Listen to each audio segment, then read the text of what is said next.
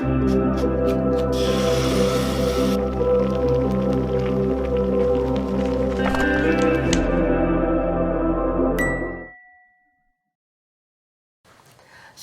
수아라 가족 여러분, 어느새 에스더서 묵상이 거의 끝나가고 있는데요. 오늘은 저와 함께 8장, 9장, 그리고 10장의 스토리들을 간단하게 같이 따라가 보시면 어떨까요? 이스라엘 자손의 원수 하만이 자신이 세운 장대에 매달려 죽고, 에스더 왕후는 아하수에로 왕에게 모르드게가 자신을 딸처럼 길러준 사촌 오빠임을 알립니다. 왕은 왕후의 친족이자 또 자신의 생명을 구해주었던 모르드게를 하만 대신에 페르시아 제국의 실권자로 등용하고 또 그에게 왕의 인장 반지를 줍니다. 8장 3절을 보시면 에스더가 다시 한번 왕의 앞에 나아가는 것을 볼 수 있습니다. 이어지는 4절에서 왕이 에스더를 향해 금규를 내밀었다고 쓰고 있는 것을 봤을 때 앞선 5장에서 처음으로 왕이 부르지 않은 상태에서 왕에게 나아갔었고 8장에서 두 번째로 이렇게 부름 없이 왕에게 가는 거죠. 개인적으로는 이 부분에서 에스더의 성장이 느껴지는 것 같아요. 처음 모르드게로부터 왕에게 나아가 그 앞에서 자기 민족을 위하여 간절히 구하라는 이야기를 들었을 때 그때도 에스더가 물론 거부하지 않았습니다. 부름을 받지 않고 왕 앞에 나아가면 죽는다고 팩트를 말했을 뿐이에요.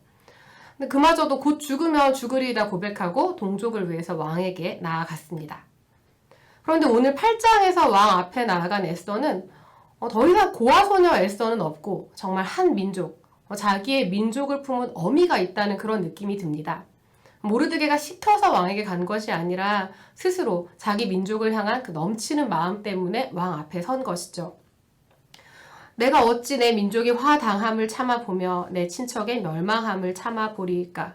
하만의 조서를 철회하소서.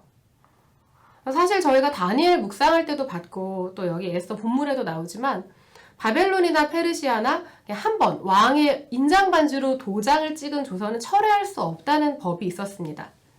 그래서 다리오 왕도 다니엘이 사자굴에 들어가는 것을 막을 수가 없었죠. 왕후인 에스더가 그 사실을 몰랐을 것 같지는 않아요. 근데 그렇게 왕에게 나아가서 눈물로 민족을 품은 마음으로 구했을 때 아하수에로 왕이 명령을 내립니다. 유다인에게 유리하도록 내 이름으로 조서를 쓰고 반지로 인을 쳐라.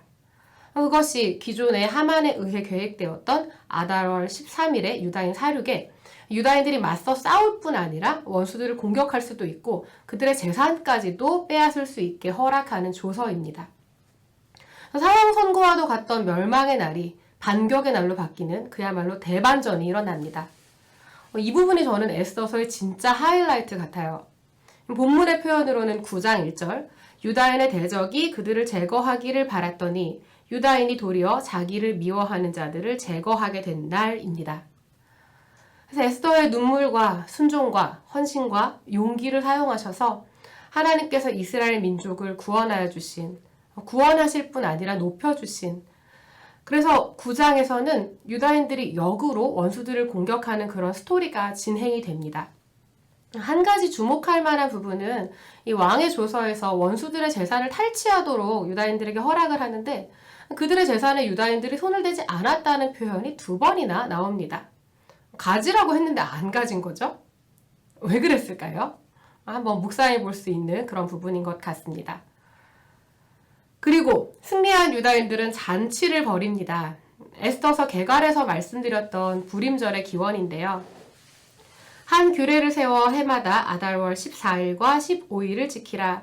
이달 이날에 유다인들이 대적에게서 벗어나서 평안함을 얻어 슬픔이 변하여 기쁨이 되고 애통이 변하여 길한 날이 되었으니 이 두 날을 지켜 잔치를 베풀고 서로 예물을 주며 가난한 자를 구제하라. 뜻을 정하고 자기들과 자손과 자기들과 화합한 자들이 해마다 그 기록하고 정해놓은 때 이 두 날을 이어서 지켜 패하지 아니하기로 작정하고 각 지방, 각 읍, 각 집에서 대대로 이 두 날을 기념하여 지키되 이 불임일을 유다인 중에서 패하지 않게 하고 그들의 후손이 계속해서 기념하게 하였더라. 모르드게와 이스라엘 민족이 기념하려고 했던 것, 잊지 않으려고 했던 것이 무엇인지는 너무 분명한 것 같습니다. 슬픔이 기쁨으로 변하고 애통의 날이 길한 날이 된 이유, 사망에서 생명으로 옮겨주신 하나님의 구원이죠. 에스더서가 왜 구약 성경에 포함되어야 하는지를 두고 많은 논란이 있었다고 하지만 포로로 끌려와 페르시아에서 살아가던 이들 유다 사람들에게 역사하시고 살려주신 분이 바로 하나님이심은 누구도 부인할 수 없을 것입니다. 그래서 불임절은 오늘날까지도 이스라엘 민족이 지키고 있는 절기의 하나입니다. 대부분 다른 절기들이 굉장히 종교적이고 엄숙한 분위기에서 지켜지는 반면 불임절은 그야말로 축제!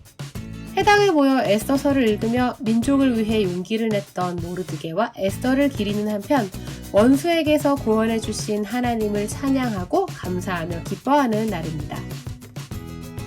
모르드게가 왕후 간택에 참여하기 위해 떠나는 에스더에게 유다민족임을 말하지 말라고 했던 것을 기억하시나요?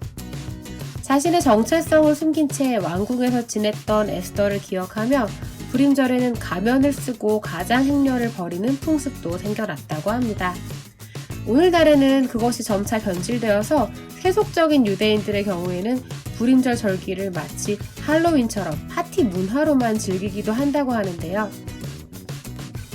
현대 이스라엘에서도 여전히 율법과 종교적 삶의 방식을 고수하며 살아가는 오소독스주의시, 즉 하레디들은 회당에 모여서 이렇게 함께 춤추고 이분들 흥이 장난이 아닙니다.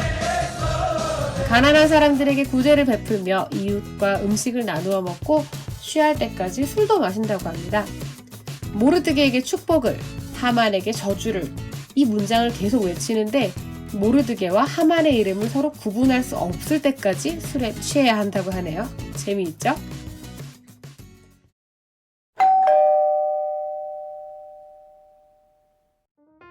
에스더서가 이렇게 끝나게 됐는데요. 어때요? 우리 동희 간사님 에스더서 하면서 뭐 어떤 은혜를 혹시 받았나요? 에스더서를 통해서 저는 뭔가 우연 같은 일이 연속으로 일어나고 그런 과정 속에서 하나님이 그 눈에 보이는 어떤 그 현 상황들에 그냥 드러나시지 않았더라도 그 뒤에서 계속 역사하고 계시고 그 뒤에서 계속 보호하시고 지키시고 좀 그런 것들을 에스더 묵상하면서 좀 많이 보고 느꼈던 것 같아요. 네, 그러게요. 에스더서가 이제 길지 않은 성경인데 정말 한편의 드라마와 같은 그런 내용이 아니었나 싶습니다. 저는 이 에스더서를 묵상하면서 특별히 정말 이 에스더서에서 정말 세상 모든 권세를 가진 것 같은 이 아하수에로 왕, 그리고 정말 자신이 뭐라도 된 듯한 착각하고 정말 뭐 실제로 높은 위치에 올라가긴 했죠.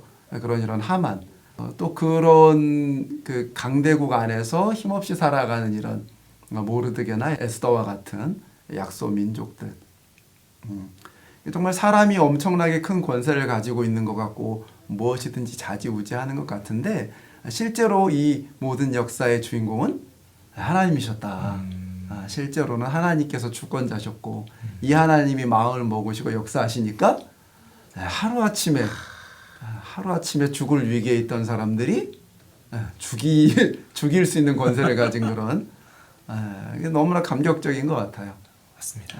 그런 일들이 있었기 때문에 오늘날에도 이런 불임절이라는 그런 그 명절을 이스라엘 사람들이 지내고 있는 것 같고 정말 하나님은 연약한 자들을 강하게 하시고 없는 것을 있는 것 같이 하시는 그런 전능하신 하나님이 아니신가.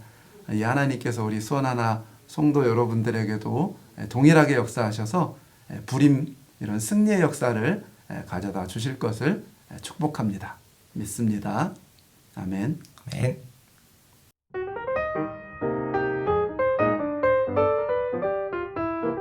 그 에스더의 이름이 에스더서에 하나가 더 나오거든?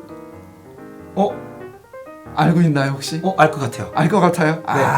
네. 네. 요거 혹시 에스더의 본명이 그 이름이 성경에 다른 이름이 나오는데 혹시 성경 펴지 않고 이 에스더의 다른 이름을 맞추시는 분이 계시다면 댓글로 남겨주시면 이분에게 정말 상품 한번 드리도록 하겠습니다. 네.